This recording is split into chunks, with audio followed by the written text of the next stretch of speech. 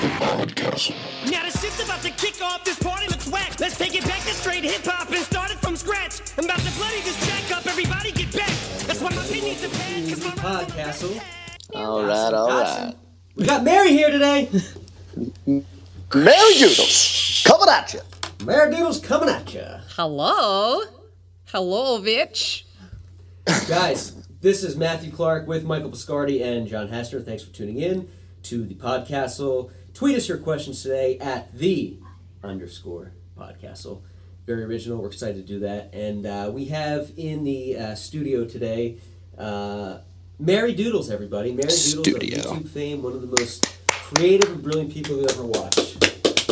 Mary's got to be the most famous person we've had on the show so far, right? Send us money. Just do things. So yeah, it's cool. Mary, thank you so much for being here. Absolutely. No, it's a pleasure. Thanks for coming. And an honor. It is awesome to have you. Tell us what's going on. What's new with you? I mean, you're constantly putting awesome art and everything on YouTube. Oh goodness. I could watch that all day long. Oh, thank you. We talked about that too. So super excited. I do. Have us. Tell us what's going on. Yeah. Just same old. Producing art videos on a weekly basis. I've actually kind of hit this weird, profound conclusion, which on my second channel I did a vlog. I tried to do a weekly, just hey, what's up vlog. Yeah. And those kind of disappeared by accident for a month. Things just got really busy. So sure. Long story short, I'm concluding that I need to reschedule my life and the production schedule that I do with the videos, which makes sense. I've been doing it for 4 years, and when it's a continuous weekly thing, like that that's a lot. yeah. And you are it's super busy, and you wear like many hats. I notice you're I'm wearing like 10 right now, as you can see. These hats that you're wearing? Well, this top one is actually the classic beanie with the helicopter propeller. And underneath that is the traditional leprechaun hat, of course. But if you want to talk like... Well, the dunce cap. Yeah, the dunce cap. Need that in our lives. It's what's giving me the height right now, which is what I could use. It's good. Yeah. It's good for everybody. Absolutely. Yeah. But metaphorically, I guess if we want to talk about metaphorical hats... We do. There's definitely... I don't know, there's the art, there's... Maybe we just want to talk about just physical hats, though. Physical hats? Yeah. Okay. Can we name as many hats as we think we can? I could try. You want to do it? Yeah, All so... right. Let's count how many hats you can name. Yeah, well, the baseball cap. Got it. Which is not to be confused with the trucker cap. No. Big fall ball. 2 very different hats. Your Panama hat. White hat with a cowboy-looking hat? I don't know. Cowboy hat. There's a few cowboy hats. The Panama hat is sort of like if you're in a ska band, or it's more like a paper woven hat, but it looks like a fedora, but it's a little smaller than a fedora, smaller brim. It's the Panama. I got you. I think. I won 3 of them. Yeah. They're really good. Okay, I'm sorry. We can say the Panama hat, but you said the cowboy hat? Cowboy hat. That's 3. Yeah. I'm going to throw in there the Stetson. The top hat. Top hat. Crown. Absolutely. That can be a hat. And I think that might be it for me right now. The beret. Yes, the beret. Cannot forget the beret. Of course. And the military caps. Officers' caps. Yes. Cap, if you will. Absolutely. And I think that might do it for me. Yeah. The drill sergeant hat. Smart, so I think I might have stretched it out like 7. The sombrero. Yeah, I'm trying to think. There's got to be... Is there a name for the Peter Pan hat? It's that little... Three-cornered hat. Three-cornered hat. Three-cornered hat, everybody. Three-cornered hat. The three-cornered hat. How many hats do we get? Sometimes with a feather. Yeah. That's all the time we have today. We just want to talk about hats. Thanks for driving. Thanks for listening to the Hat Podcast. Until then, top of the morning to ya. Yeah. Derp, derp, derp, derp. So, but metaphorically, you do wear a lot of hats. You're in a comedy troupe too? Or are you? Yeah, I am. For lack of a better term, I know I see you post a lot of things. And you're do little comedy skits. You're doing different things, and it's like, and then you're in like a lot of YouTube videos, and then your art on top of it. So, like, what kind of things are you doing right now? Like, I have a million questions, so you just take the lead, and then we'll like pipe in with questions. Yeah. Well, as far as the comedy stuff goes, I'm on an improv troupe called the Cobranauts. Nice. We perform every other Monday night at the West Side Comedy Theater in Santa Monica. We actually have a show coming up tomorrow night. That's tomorrow night at West Side Comedy Theater in Santa Monica? Yes, tomorrow night, West Side Comedy Theater in Santa Monica. Where are we at? I think we're in the 9 o'clock slot. Nice. They change it I just show up at some time. They wait for you. Exactly. So it's fine. Yeah, it's whenever I roll out of bed. So that's been a consistent project for 5 years now that I've been on that team and doing that. And yeah, it's awesome. It's kind of a step back and realize, oh, wow. Yeah. We've been doing this a little bit. Not like super long, the guys who run the theater have been doing it forever. 4 or 5 years for a team and it's pretty much a lot of the same people. There's been folks who've come and gone, for various reasons. Some of them just like moved on to the next thing, but too much drugs and sex. It happens. Yeah, it's like every year somebody floats off to their next chapter, and then somebody comes in. But overall, like it's a really good drama-free group. Yeah. Which is incredible because you hear like the little stories buzzing in the background of, oh, there's like these two people on a team and it makes life difficult. It's like out of control. Yeah. So I'm very thankful that not only is everybody really fun to play with, but they're really fun to hang out with. Right. Which is key. Which is awesome. Yeah. Is there anyone there you hate? No. Cole Stratton. No. It's Cole. No. Ugh. So you have the comedy going on, which is awesome, and then the comedy troupe. Do you do like stand-up comedy yourself? Is that like another beast? That's you don't need to. You do enough. Hey, I don't need to. Okay, yeah. I don't need this. You don't even need to pay taxes anymore. Just stop doing it. You're right. I do qualify as a church. Yeah. You are a 501c6. Yeah, absolutely. Whoa. Okay, good. I was really impressed. It was like, wow, he really knows his tax codes. Yeah, it's all I'm gonna get a deal. It's quite the hobby. Evasion. No, stand-up is not something that I've done over the last couple of years. I've kind of dabbled in it in my mind, if that qualifies. Oh, I dabble. I'm in a fort like sometimes in my mind. Yeah, I'm never like in the present. Yeah, I know that personally I've always been great within ensembles when it comes to performance stuff. Sure. I think art is the only thing I'm comfortable enough doing solo things in, because art is very solitary usually. Yeah. You just sit down by yourself and draw. But no, as a kid I would do choir, I would do the school plays and the musicals. Yeah. And I have very vivid memories of the audition process and especially with singing. Audition process? Yeah. Yeah. With singing, if it was a solo audition, I would just bomb. But it wasn't happening. But then they'd put me in the ensemble and I'd be fine. So, that's where stand-up kind of terrifies me, because it is just you up there. Yeah. With improv, you have no idea what you're doing, but you're all crashing and burning together. Right, yeah. It's more difficult. I know I've only done stand-up a few times, but I prefer doing like musical comedy, because you always have like something to fall back on, like a guitar or something you can like have like a little support thing to fall back on, as opposed to like, hey, my jokes aren't funny, I have nowhere to go from here. Yeah, there's no props. Musical comedy is unless you're Carrot so Top. Fascinating. And I don't want to poo-poo it or say, oh, they have it easy. No, but there is freeloaders. Yeah, there's something like so impressive. People are like, oh, they did it. They played the instrument and made it all up. Bums. You're drawing here as we're speaking. You're doodling, I want to say. No way. Yeah, for lack of a better term. Just doodling. I don't know. We're gonna take a break a little bit and then get to the real like meat of the interview that we wanted to ask you. I think meat is a horrible analogy. We'll go with the body potatoes first. Then the The meat. cheese filling. Yeah. The filling. Exactly. Something? The jelly of the jelly donut. Exactly. The sauce in the samosa. That's kind of what's gonna happen. Yeah. Okay. Great. But before we go on a break real quick, you have so you wear all these hats and you're doing all these things. And I have back problems because of it. As you do. Yeah. So, and then therapy goes with that. As you will. Yes, absolutely. And it's crazy, and probably some lawsuits. A few. So you're from, I want to say Wisconsin? Tasmania. Minnesota. Okay. Same thing. Completely offensive. Same. Minnesota, it's probably like... Canada. Do you ever, when you meet people in LA, and they, I don't know if you ever said where you're from, but they always, like I just did, make the mistake of Wisconsin, cheese jokes or anything, and you're like, right. just go to hell, man. Just I don't stop. really do this. Just leave me alone. Yeah. Just park my car, and that's fine. I'm trying to live my life. I'm trying to work. So you've been in LA for a while now? For a while. I think it's been 6 years. Maybe?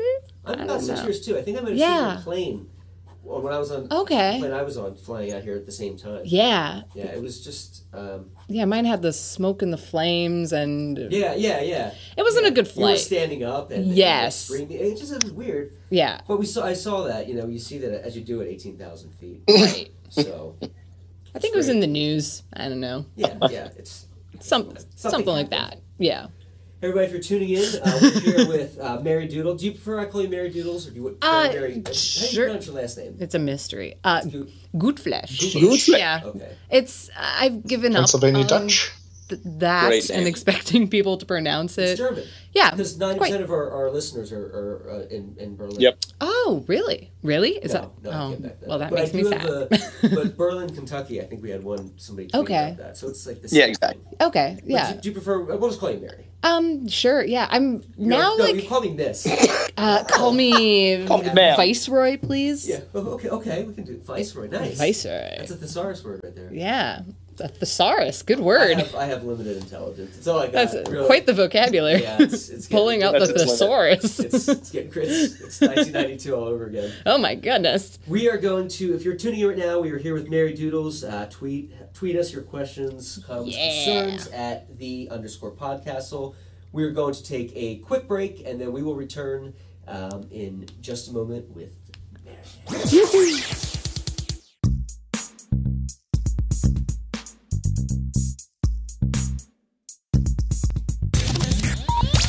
I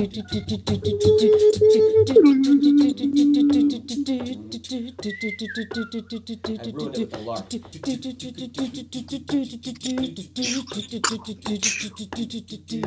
I'm having lots of fun, tons of doodles. We're on the podcast with Mary Doodles, and she is our number one passenger. We're with Mike Sparty and John Hassinger today. Today's a day that started as a day and it will end as a day and then it will become a night. I was so out of key in that, and you sounded like What an do you angel. mean? It was No, beautiful. I think... Yeah, you can sing too. Jeez Louise. There's two things Mary there's can't like do. there's 8 filters. Jack of many traits.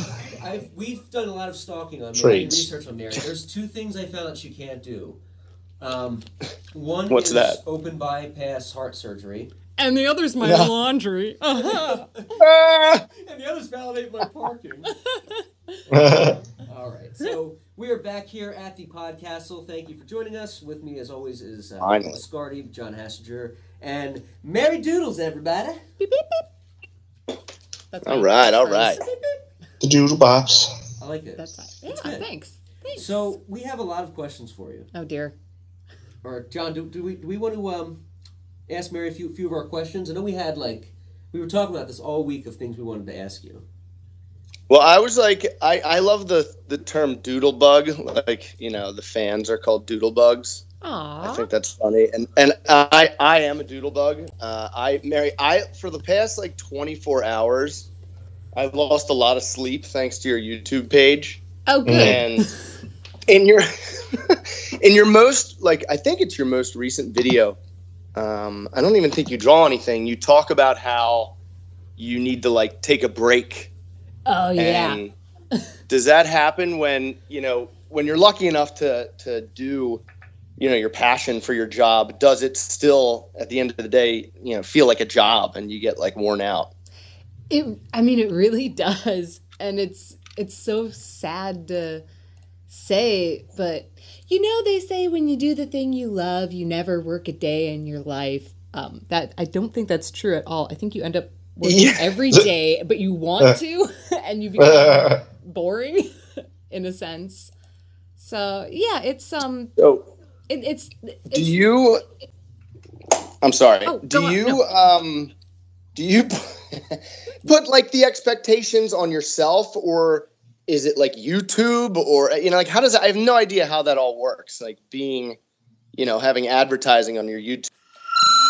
Yeah, it's I think ultimately it is mostly pressure I put on myself. Right. People are constantly trying to crack the YouTube egg and figure out, how do you manufacture a viral video channel? I'm trying to do that for 5 years. Yeah. Gotcha.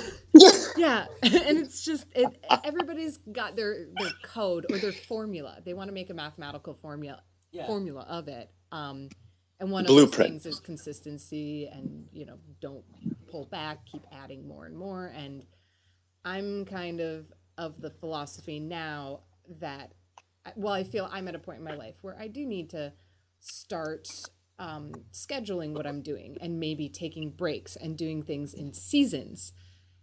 Right. Because in a sense, like if you have Game of Thrones coming out every week for 5 years. Right. It's overkill. It's overkill. And, you'd love every episode to be amazing, but there's a reason why the season finales and the season premieres are such great events. And then you'll have a couple episodes in the middle that are meh, not the greatest, but, they all can't be home runs. Right. Like the Sopranos dream episode. The what? Oh, and his teeth fall out. Yeah. I think that's when Smurfs really jumped the shark. Yeah, they really did.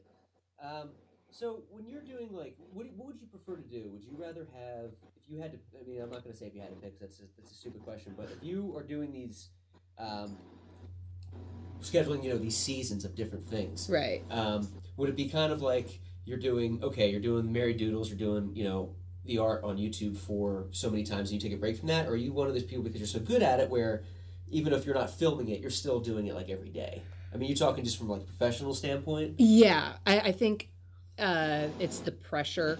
It's a Monday upload every week. And no matter how ahead of things I get, Monday is just around the corner. And then once you're done with it, you start all over again. Yeah. And it's sort of turned into this, there's no end in sight issue. Right. It's like, it's perpetuating itself. would you, I mean, it must be weird having to draw and just kind of yank inspiration out of nowhere. Like almost you're like forcing it sometimes, or is it just, you love drawing no matter what, even if it feels kind of forced? Yeah. I mean, Were you talking to me, John, or were you asking Mary? Who's Mary? Who is Mary? Who is that? No, I'm sorry. No. You're trying Like, you know what I mean? Like, yeah. Sometimes you can't just fake inspiration and just do that thing that you're naturally good at, like, out of nowhere. Yes. And I mean, you can kind of, phone it in, but then I think people Right, okay, tell nail it in, you, absolutely. Yeah, some people know that you're phoning it in. And I also find art is a weird thing because It is. people, it's almost like we were talking about the musician comedians, comics who come up with a guitar. It's almost like I feel like a lot of people step up from like prop comedy. It's like the worst. It's the lowest form. Right. It's They're like scum. Yeah. You're either Steve Martin or nobody. Right. So I feel there's been a response to the drawing on YouTube that is similar to that, where people are like, you're doing something with art. That's incredible already. Right. Which doesn't register for me because I've been drawing all my life and it's ceased to be magical. Or, I've seen how the sausage is made. It's not that incredible. Yeah, you saw the clown put his gun in his, whatever. It's Yeah, we'll come up with more analogies.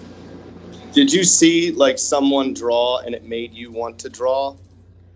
I think so. Like, I loved painting because of Bob Ross. I think my earliest memory of that monkey see, monkey do moment, I was watching a documentary on dinosaurs. I think it was on PBS. There's an animation sequence where Stegosaurus is battling like Allosaur or like some carnivore, and then it was animated, and then they had some B-roll of the animators drawing the Stegosaurus, and I was just drawing Stegosaurus for months after that. That's awesome. Yeah. So Stegosaurus was like the first, big thing that you would draw a lot of. That's awesome. Yeah. How old were you? I had to have been, I'm gonna say 5 or 6 years old. That's interesting because I didn't draw Stegosaurus at 5 or 6, but I had a spinal problem, so I had things coming out of my back like a Stegosaurus. Okay. So I mean, it was sad actually. I don't want to talk about it. Wait a minute, let me flip through my sketchbook. Is this drawing you? Yes. Memories, repressed memories. No, that's amazing though. So, and you were so good at it. And I mean, I've said this before, but we can watch it all day. Your videos of you drawing, they're just really bad. And they're so good. Really bad for someone with They're so ADD. good for people with ADD like myself, where they're sped up and you're getting like every second of it is entertaining. It's not like you watch. It's not like at a Bob drawing, Ross like, pace. all right, I get it. You're shadowing now. Like it's so entertaining and it's so good. Wow. And you sell them too. And I sell them. I try to make them available as soon as the video comes out. I don't know, trying to manage myself as a small business owner, getting on top. Yeah, of it. like, do you have anyone working for you, Mary, or is it like a one-woman show, the whole thing? It's me.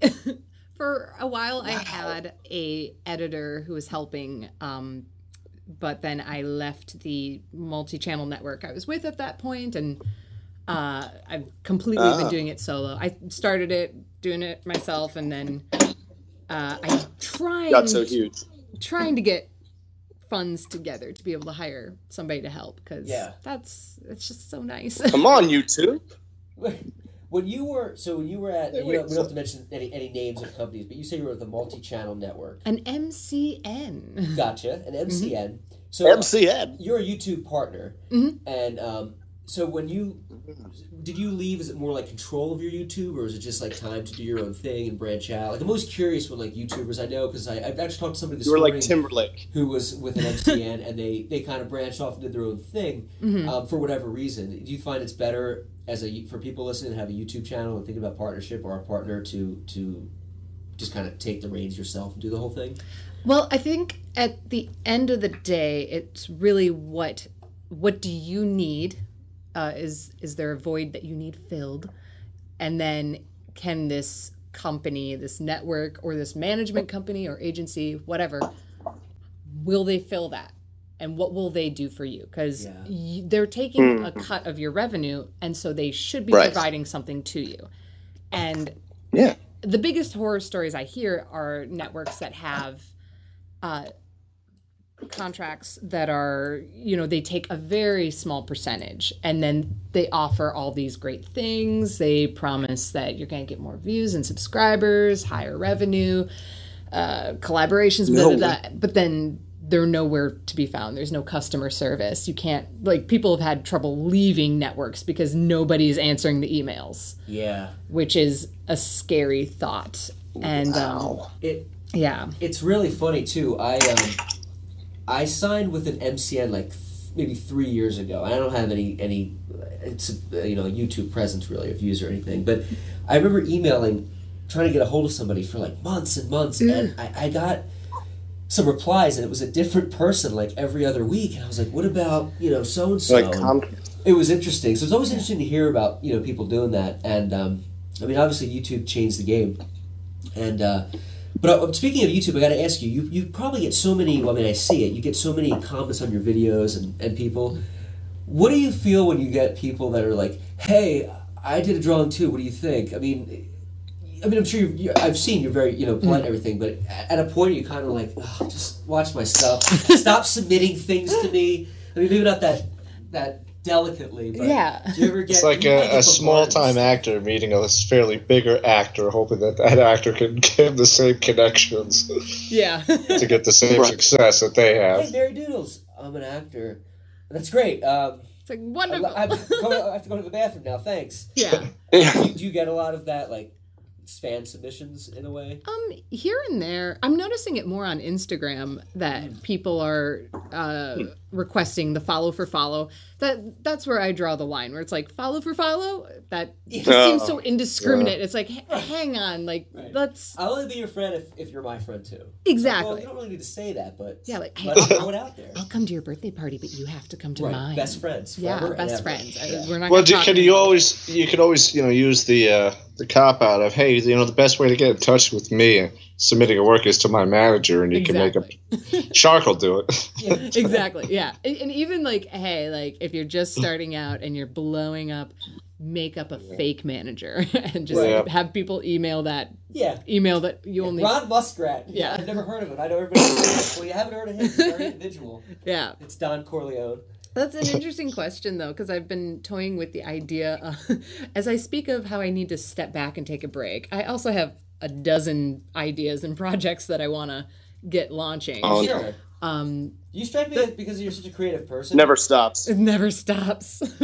Till I die. How do you manage your ideas? Like, do you write down like a million, and then you're like, oh, this, and then you reread them, and you're like, oh, I am doing my cat comedy tour starting tomorrow. Like, do you just write it out and then like get to it when you get to it, or do you have like a system? I'm always trying to create a system. Nice. Always trying to create one. Always trying to create and adjust the system. I've been using a program called Wunderlist. Wunderlist. Yeah. They have an app and a website, so you can do desktop or mobile, but it's just lists and you can organize them. So I've categorized the different, not chapters, but the areas of what I work on, and then create set goals for that. And then you can see them all right next to each other. Because the problem is I'll say, oh, I'm going to make this really great collaboration on YouTube. And then I'm also going to do this other video on my channel. And I feel like I can balance that. But I've also promised myself to a sketch comedy show. And then I've promised myself to some other project. And then there's only one of you. So when you're balancing this all out, you decide, could you look at your Wunderlist for whatever reason and say, okay, comedy, and you have like 8 things listed that you can pick from, and then you kind of take it from there? A little bit, yeah. And there'll be the things that are really bearing down on me or like right in front of me that I want to work on, and then there'll be the dreams, the things on the horizon, and those I'm getting in the habit of writing down and putting up on a corkboard, so they'll always be in front of me. So ever I'm smart move, if for whatever reason, if I think I need something new, or when I wrap up one project, I try to keep that corkboard as clear as possible. I only have so many pins, which also helps. So if I want to get a new idea, I need to make space by finishing something that's been there longer. So I don't know. It's working so far. It's good stuff. A little bit. So, and you try to do. You're obviously very consistent, busy. What's on the horizon for you? Like, what are you trying to do? Well, right now I have 2 wonderful projects that are so awesome that it intimidates me. Which is let's starting militia. Let's talk with therapy. Talk therapy right now. Yes. Yes. I don't know if you feel this when there's something that is either a very exciting project or a well-paying project, or it feels like it's a bigger thing. Yeah. It's harder to get started on it. Right. Yeah, I do get that. Not so much the well-paying. I really haven't had any of those. But like, I read a lot of like sketches, and then there's like short films, which are like the big thing. Right. And then I've written like one full feature script. Right. And then like another one, you're like, oh, I need to do research and get to that. Sketches are kind of throwaway. Like, nobody's watching, they're watching. But like, then I feel like, as you get like more things, it's harder to get started because you're like, I don't know what to do.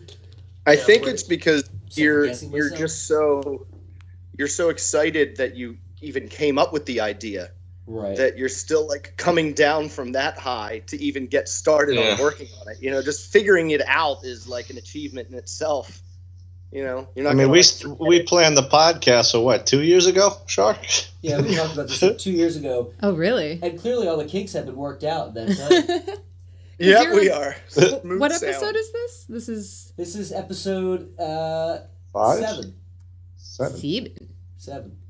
I believe 6 or 7. We have a spinoff too. Nice. Because we're at that stage where we have spinoffs. Beautiful. Yeah, we're so big. Yeah. Yeah, it's huge. Like Breaking Bad of Podcastles. Right, exactly. Yeah. Walking Dead of Podcastles, really. So where can somebody like check you out if they haven't already seen you on YouTube? I mean, is it just? I mean, everyone's seen you on YouTube, but if you wanted to, like, somebody wanted to buy like your paintings or your drawings or anything like that, where can they go to check that out? Well, there's always my website, marydoodles.com. Marydoodles.com. Twitter, I find, is becoming my major hub. Like, if you're gonna follow me on one thing, Twitter is where I will blast out my new videos, or if I have shows coming up. It's a really great medium for that. Yeah. For just being like, hey, what's up? You Town got Crier. a lot of followers on there too. You're like, Mary, you love Game of Thrones, huh? I love Game of Thrones. Have you read the books? No, I'm a huge. Have you read the books? I have, yes. It took. Wow. Okay. It took well over a year. Oh, me too. Yeah. But definitely worth it. Oh, absolutely. And I think you've got like 1 or 2 drawings, like Game of Thrones themed. Do you get like an overload of requests for them? Because I know their fans are pretty nuts. It depends on the season. Like during this last season, there were more requests bubbling up, and they've kind of died down. And I had plans for a really cool Game of Thrones video.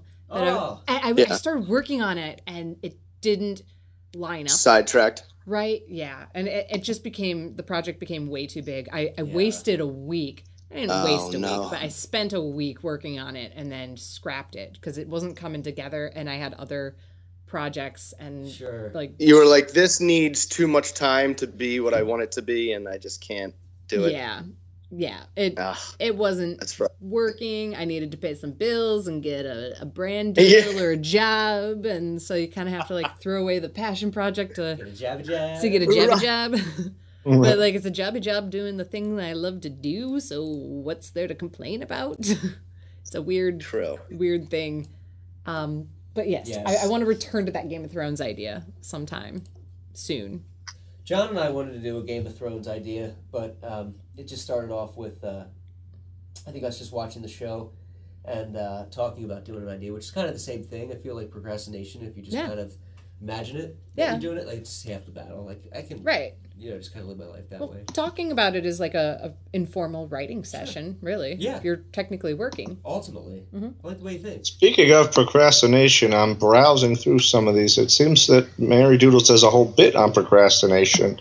Oh, yes. It was posted a year ago. It's got 8,751 views. Are we able to play a clip of that? Sure. Yeah, that would be from my second channel there.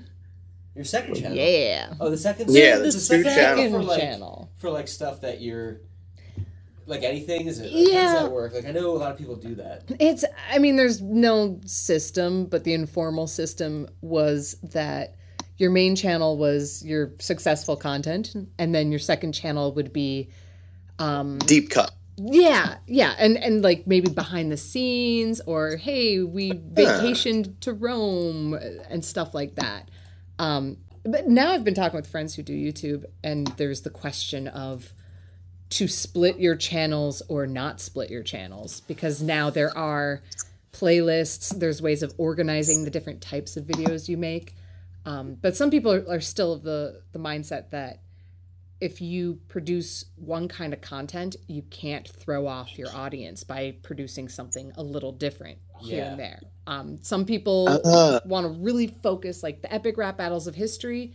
You know exactly what's on that channel. It's only these rap battles, and the cat videos. You had a bunch of those, right? Cat videos. Yeah, it's weird. They actually had me a cat. That's not a bad thing. Yeah, they've totally changed their format. Yeah. They did 180. 180, yeah. Right. Things were working so well that let's just butcher this and do cat videos. Mm-hmm. I'm going to pull up a YouTube video from Mary. I watched you in one of the epic rap battles recently. I think it was Ghostbusters. Yes, that would be it. It was really, really good. And then you did the design work, I think, for a lot of them?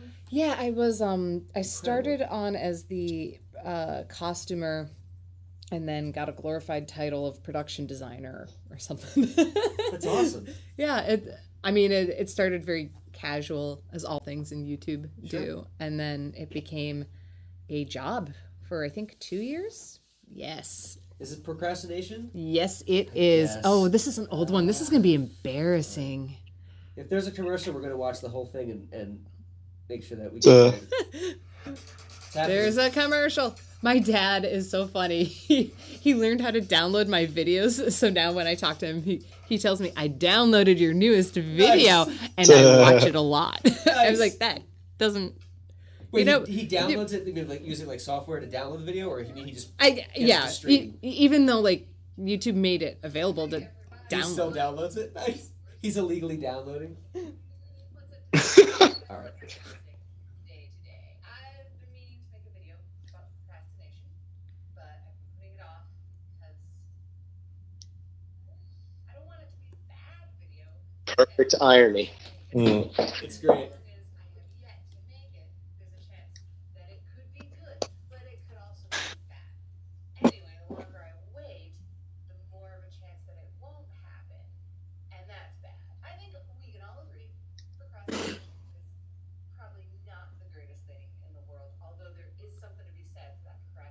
It is pretty good, though. Thank you. Yeah. I mean, procrastination, the video is great. But procrastination pays off right away. I love it. What if the entire interview... Thanks again, too, for being on the show. What if the entire interview was us watching your YouTube videos, and you're like, guys, I can't really see it, and, I have some things to say. I'm like, no. We're describing it. You're saying it. And we're listening. Like, we want to kind of hear, like, Mary's fans kind of want to, like, hear what she has to say and everything. But we're like, no, we're describing the video. But Mary's not really even describing it like I am, and she's just here, and she's like, this is the worst thing I've ever been a part of. What I love about this video is just what we were talking about before. Somebody threw a pop-up in there, I guess, at... a great vid, Mary. Can you make a video about procrastinating? People like me might benefit from such a video. So I guess that's a fan. What was that? Sorry, I was playing 8 things at once. Well, I'm reading some of the commentary here. At 16 seconds in that video you just played, there's a pop-up from, I guess, some fan who says, hey, great vid, Mary.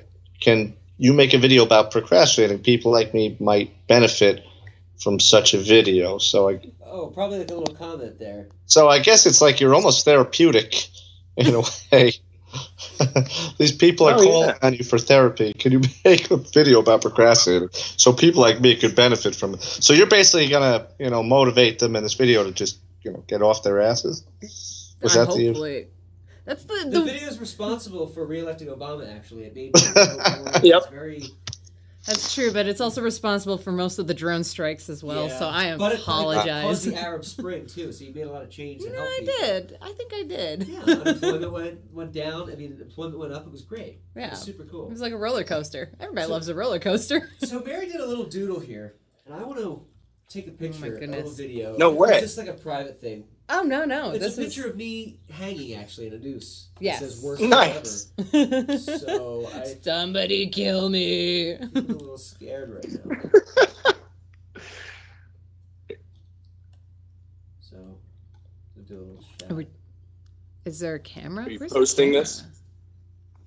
Is it the Apple? It's What did Apple do? I can see it now. Yeah, you know what I love? I'm sorry, I was doing a playback of when that was there. Oh. I'm gonna get this going. Give me 1 sec. Why we're prepping to show this video. What other questions you guys have for Mary? We've been talking about this all week. I want some juice here.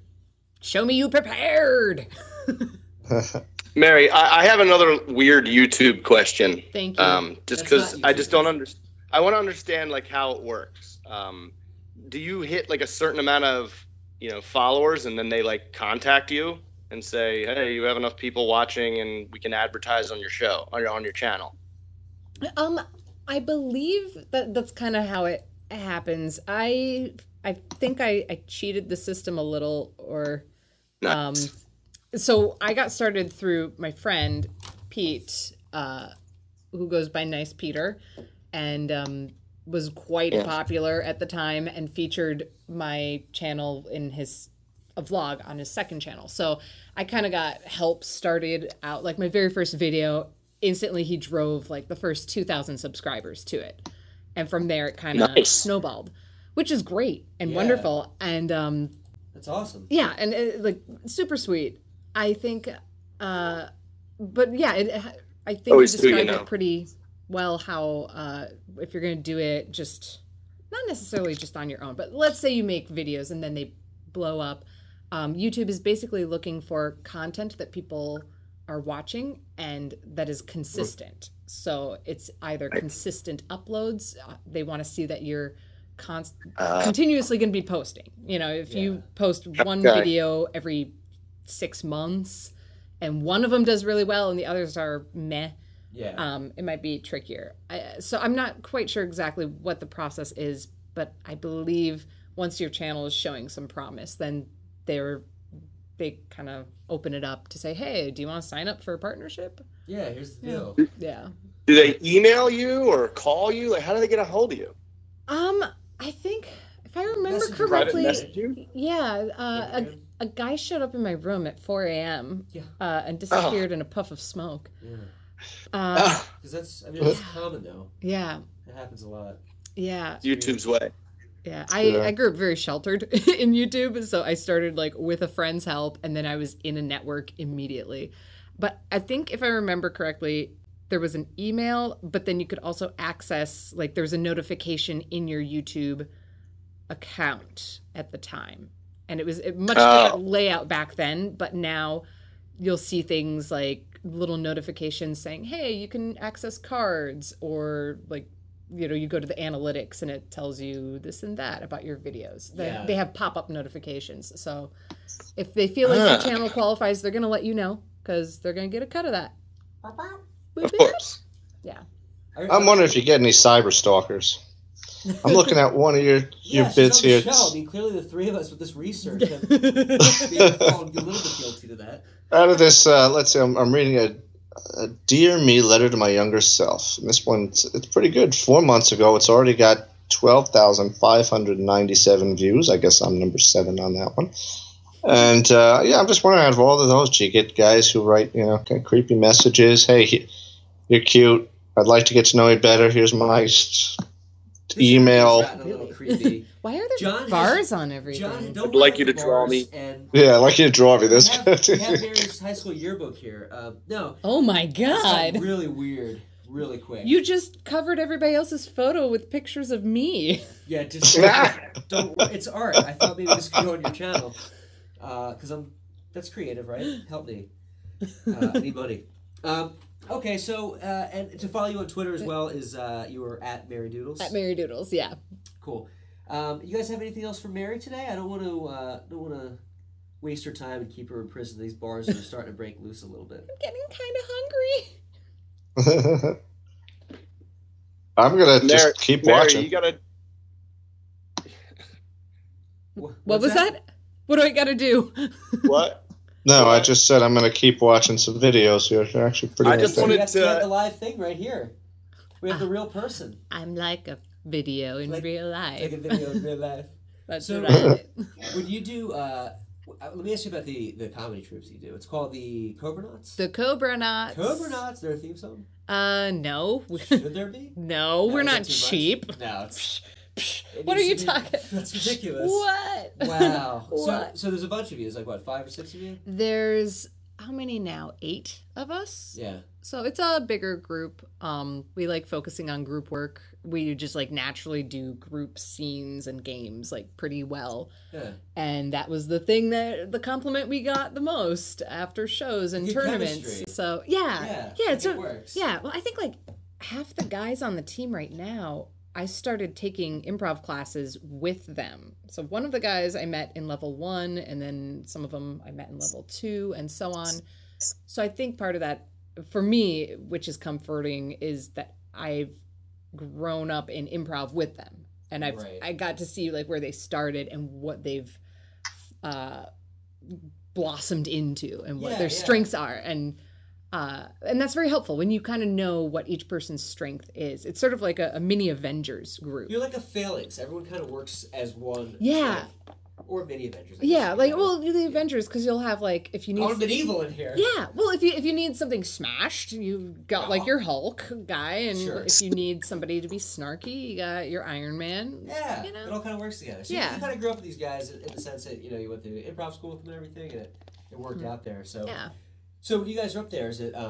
Do you still get nervous before you do a lot of these, or is it like second nature because or maybe you never did get nervous? Just put words in your mouth. No, I definitely got nervous. Do you ever experience like the onstage blackout? Blackouts, yeah. Where like when you're done with the show and you get off the stage, you're in the green room and you all look at each other and have no recollection of what just happened on stage. Yeah. Forget what once. Yeah. Yeah. Scary. It's scary. It's weird, and I feel like I've gotten over that. When I first started, that was a big thing. I wasn't doing a lot of shows, I was just learning. So every show was so nerve-wracking that I just went into survival mode. And I think, you leave the stage and you're like, I don't know what happened, but I think it worked. Just kick somebody in the face. I think people laughed. Oh, it's okay. He's fine. Yeah, he had a good time. It was part of the bit.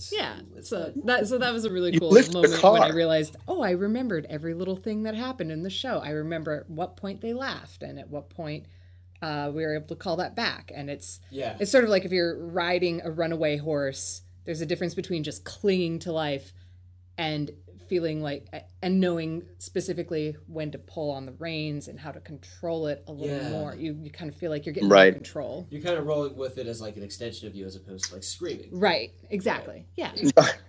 That's how I want to go, is on a horse. Mm-hmm. When I pass away. Mary, you grew up in Minnesota, you said? Is that what you said? What's that? Wisconsin, Minnesota. Where did she say she's from? Mary, Minnesota. where did you say you're from? Minnesota. Iowa? Minnesota. How come you don't have an accent? Yeah, I was wondering that myself. Yeah, when I drink, I get an accent. Okay. I think I revert. It does, yeah. I feel like the California is coming out in my voice more. I tend to take on the mannerisms and characteristics of the area that I'm in a lot, which is strange. I start speaking Spanish when I'm drinking heavily. It gets out of control. No, I think we all do that. I when I get angry, or when I'm drinking or something, where I'm just out of the mindset, that terrible Philadelphia accent will come out. You get lazy. Yeah, and I was like, you got to talk about, and it's like, oh no. Wait, where are you? These You're guys. From Philly? Yeah. Oh man, yeah. It's one of those deals. It's gotta be glorious. So, and you said you grew up, you had a sheltered life. Minnesota's pretty freaking cold. So is that why you draw? Because it was, there wasn't much else to do. We couldn't leave the house.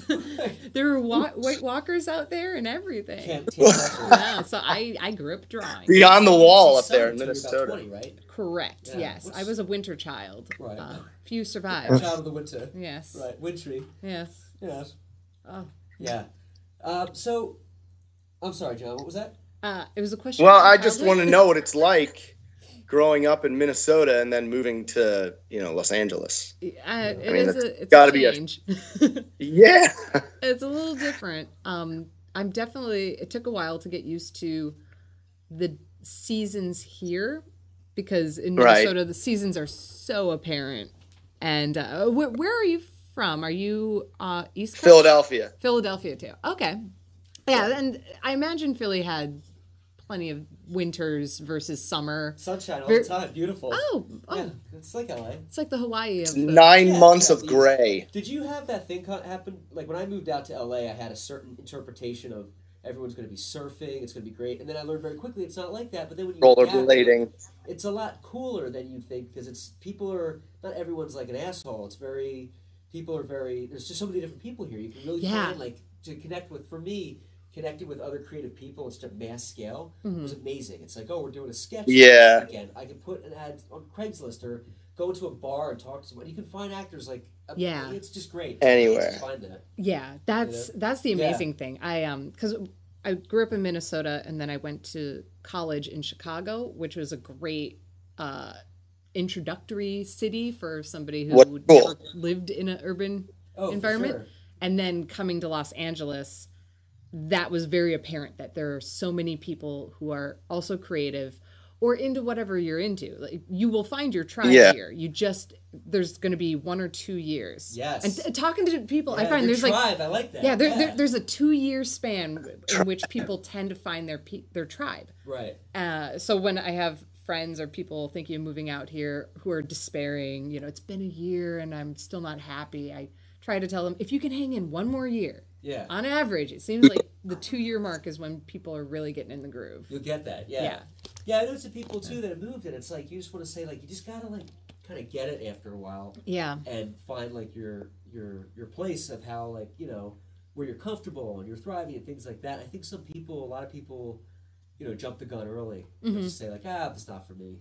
Whatever. Well, I think people get impatient. I knew a girl who was out here for 6 months and struggled and left because, I mean, financially was a huge thing because she was kind of holding out for the job she'd rather have and passing up on jobs that she eventually needed.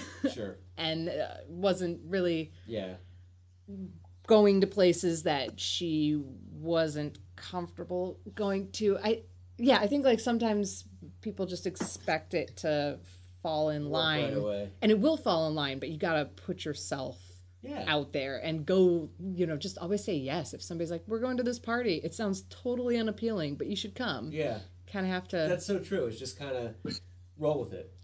Or like a twig of the river of the shoulder of a mighty brook. Exactly. Oh, it's beautiful. Out for auditions on Craigslist. Somebody finally reaches out to you, and it's one of those shady addresses, and you just gotta say, "Yeah, go for it." You know what's interesting too is, honestly, there were so many people that you could put, hey, like on a this is true. I did this once. I was filming this sketch. It was like a spoof of a commercial. We put Friday night, late at night, we need 2 guy actors, whatever, to meet us at Plumber Park, West Hollywood, for a scene in a men's room, and it was a serious thing. And showed up, and we filmed it in the men's room. Like, it was no problem. Yes. It wasn't anything sexual or anything. It was a spoof of like Farmers Insurance or whatever. But they showed up shaved and ready. But it's so funny because there's actors, these like middle-aged guys that are like, you know, good-looking dudes. They send in resumes like, please consider me. I'm like, sir, the part is like getting hit with eggs and wearing a diaper. Like, I'm an actor. I need this. I'm desperate. I got rent to pay. Right. So it's funny. But people find their place and everything like that. Yeah. That's incredible. Just the opportunities that bubble up. It's like there. Yeah, in Chicago, like, it was great, and there are a lot of people who are really wanting to make stuff and were hungry for it, but it also felt like it wasn't primary, or a lot of people also have day jobs that just did not allow for that. And out here, you know, everybody who's hiring a waiter or a bartender, they know to a degree, like, they get it. Yeah.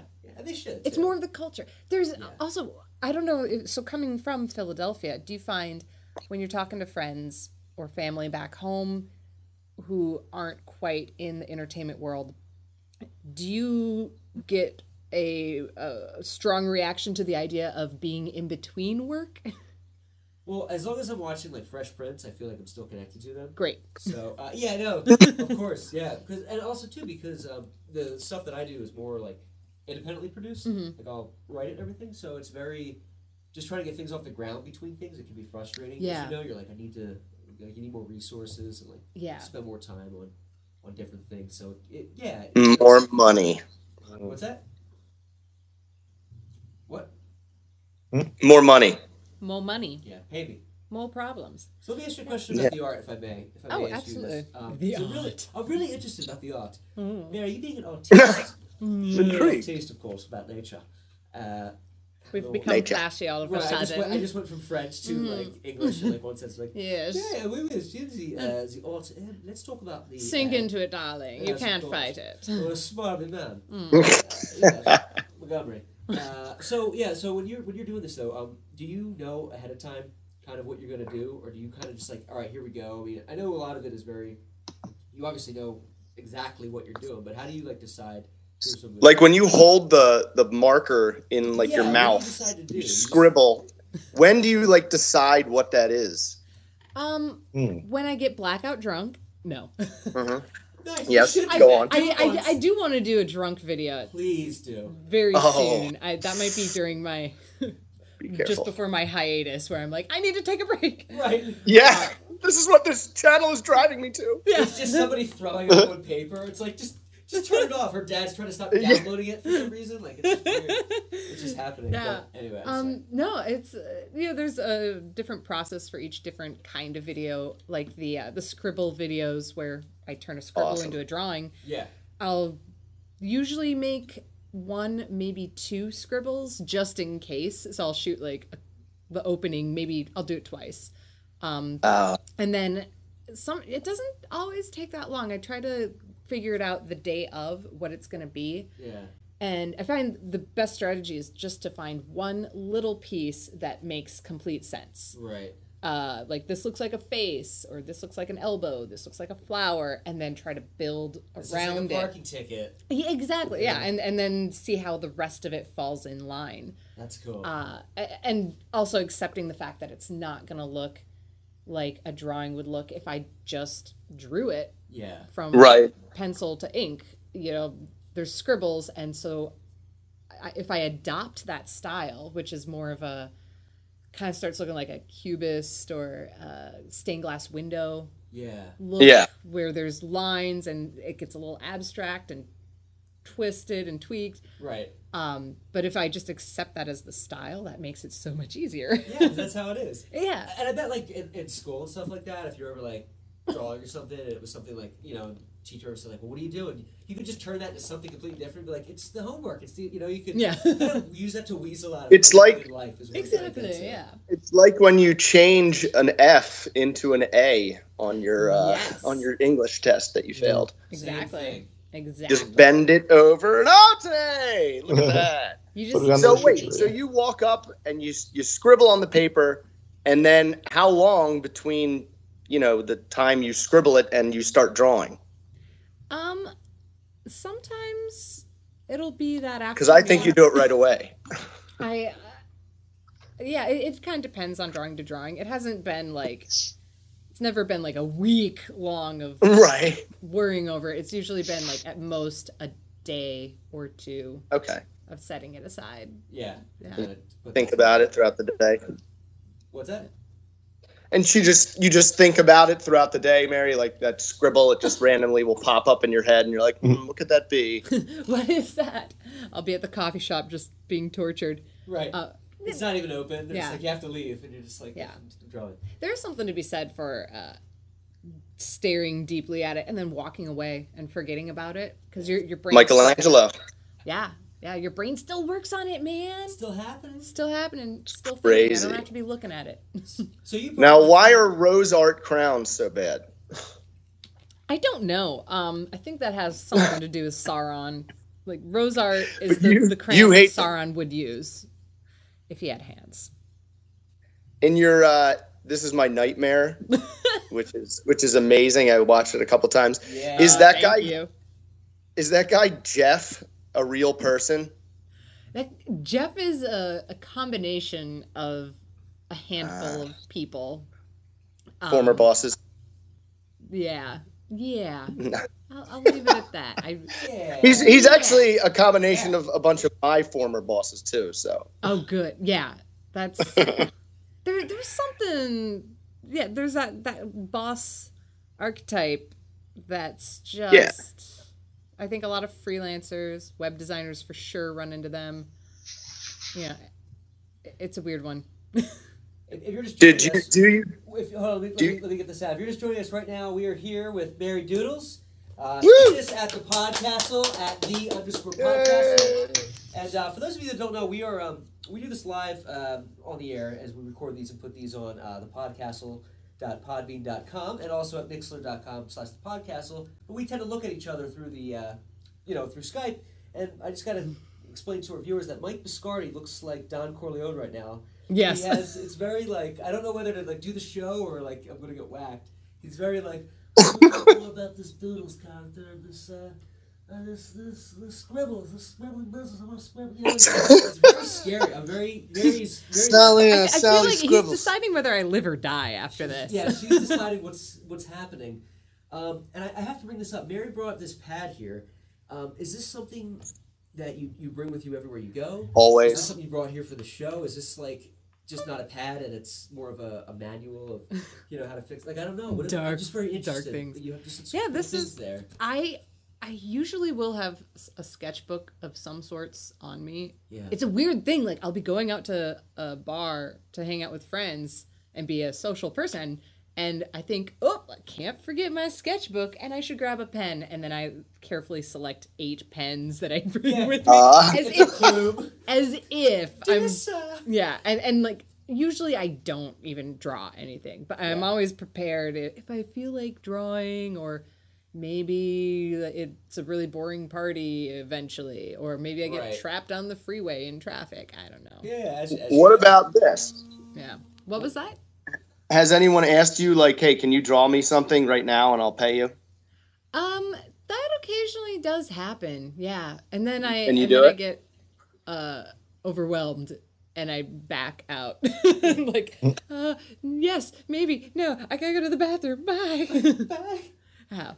Yeah. It's a weird thing. Because you don't know if you're going to draw it the way that they see it in their head. Yeah. That's the tough thing with requests and commissions. Oh, yeah, wow. I would always think liking, for me, like once you get like you're told what to do, and then very specifically, it kind of takes for me like the magic out of the creative process. It's almost like doing a corporate gig. Right. Like, we need you to be less this and more this. And it's like I'm a robot, Yeah. So the corporate gig is such I'm a not great likening to that term. I don't know, but yeah, like a corporate gig where it's like I just want to do my thing. Yeah. You can do that anyway. You can do. It's just cramming an idea in your head. It pays the bills.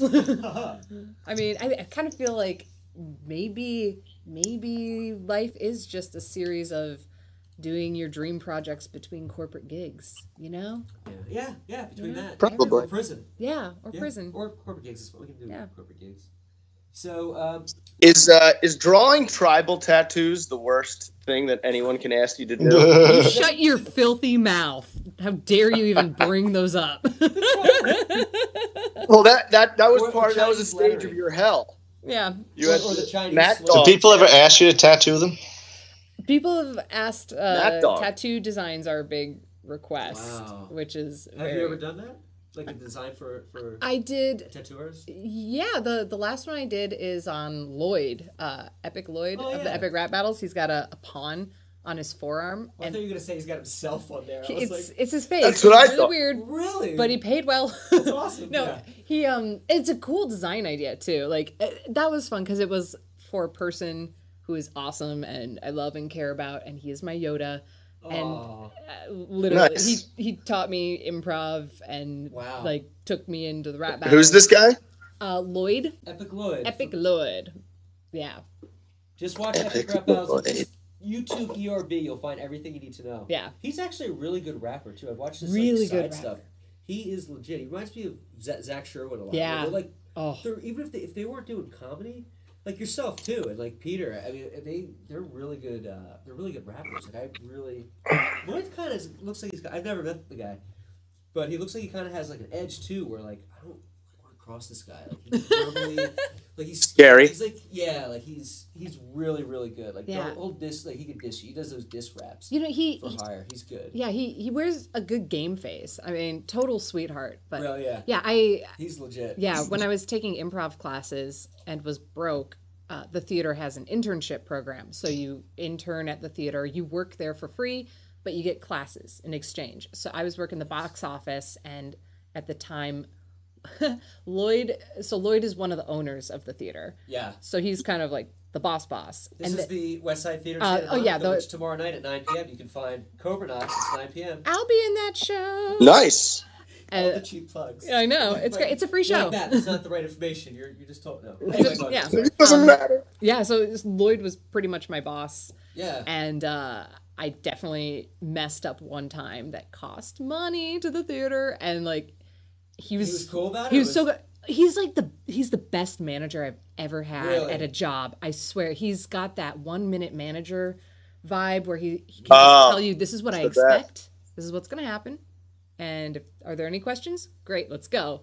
Nice. And if you do great, like, That's the way he's to do wonderful. Oh, it's great. He Right. has it down. So I messed up once. He pulled me into the alley.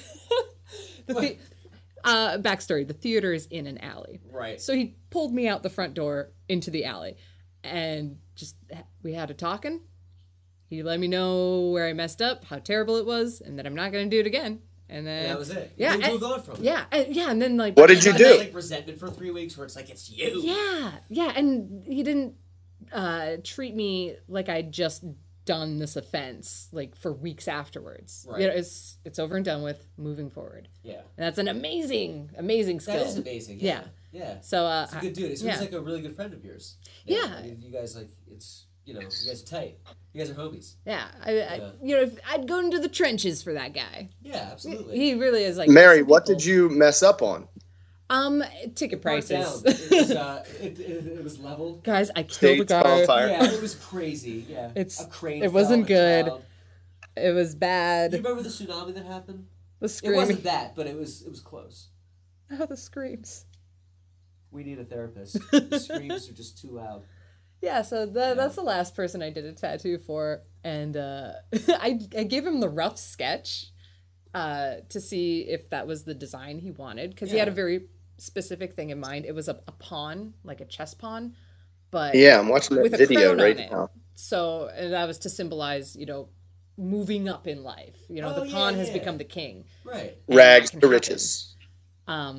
So man. yeah, so I drew this very rough sketch, and That's cool. I explained, okay, here's the rough sketch. If you like it, I'll clean it up and do a nice ink outline. And he came back with it tattooed on him. I was like, he took the rough and was like, It was- he just put the paper on it and he starts inking himself. it's stapled Yeah. and it's getting infected. right, yeah. He lost an arm, but the arm is preserved. Yeah. So that's good. You remember we're talking about the tattoo because my mind goes all over the place. Oh, so, the tangents. Yeah, the tangents. One minute we're talking about like squirrels, the next minute it's like, the Health Reform Act of 1922. Then you're thinking, how did we get What's here? happening? How did we get It happens in here? life too. Like I wake up and I'm like in a field, and it's crazy. But anyway, folks, Blackouts. just want to probably wrap it up today. I want to say thank you so much to Mary Goopflesh. Yeah. Yes. Doodles, thank you so much. Thank for you, being Mary. Here. It's great. You can check her out on Big fan. youtube.com/MaryDoodles. Also on Twitter @MaryDoodles. And thank you so much for being here. Absolutely. Cannot Thank you for thank having you me. enough. You were wonderful. Firm handshake. I like that. Thank you, Mary. Thank you. Thank you very guys. much, Trooper. All right, Big fan. everybody. Join us next week on the Podcastle.